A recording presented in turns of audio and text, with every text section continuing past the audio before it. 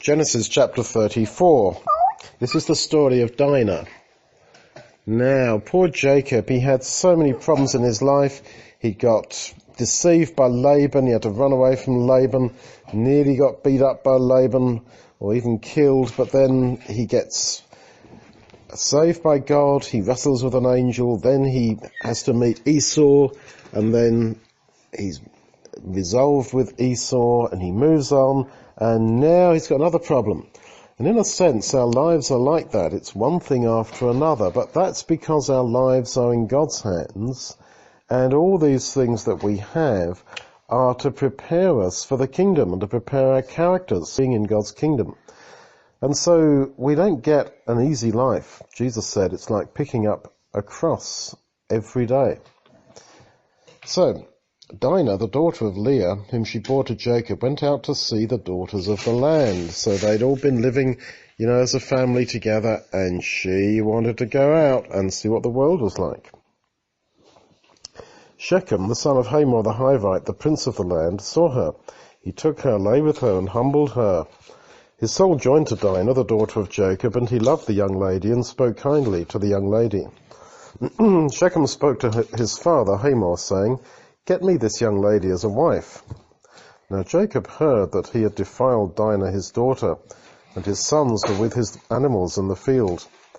Jacob kept quiet until they came. Hamor, the father of Shechem, went out to Jacob to talk with him.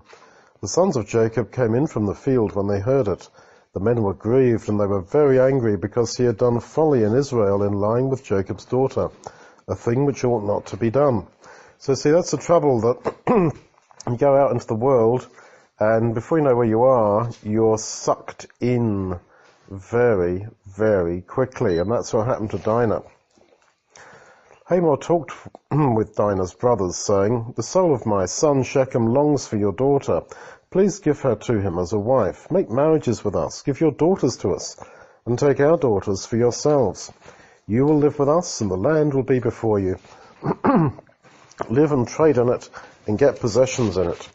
Shechem said to her father and to her brothers, "Let me find favor in your eyes, and whatever you will tell me, I will give. Ask me a great amount for dowry, and I will give whatever you ask of me, but give me the young lady as a wife."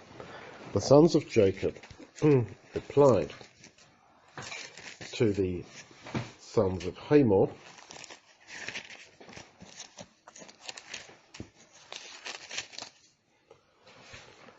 very deceitfully, and they spoke because he had defiled Dinah, their sister.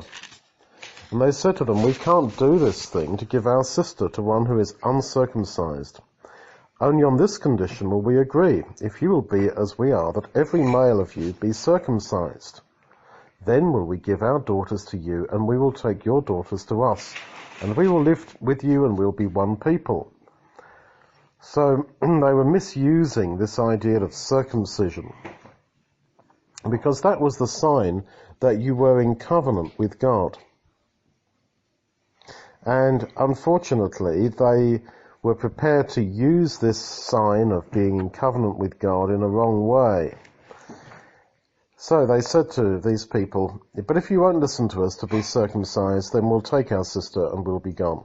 Their words pleased Hamor and Shechem, Hamor's son. The young man didn't delay doing this thing because he had delight in Jacob's daughter, and he was honored above all the house of his father.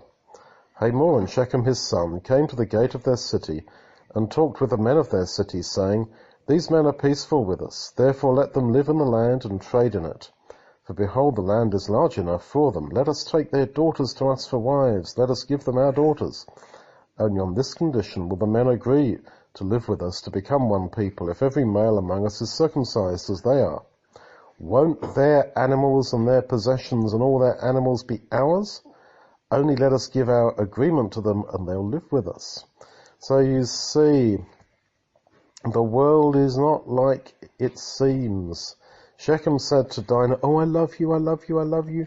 And in a sense, maybe he did, but him and his family, they had this plan that, this family of Jacob are rich. They're richer than we are. We can get their wealth and it will become ours. And so things are not what they seem, and the world is not what it seems. And also when you marry somebody, you don't just marry the person, you marry into their family.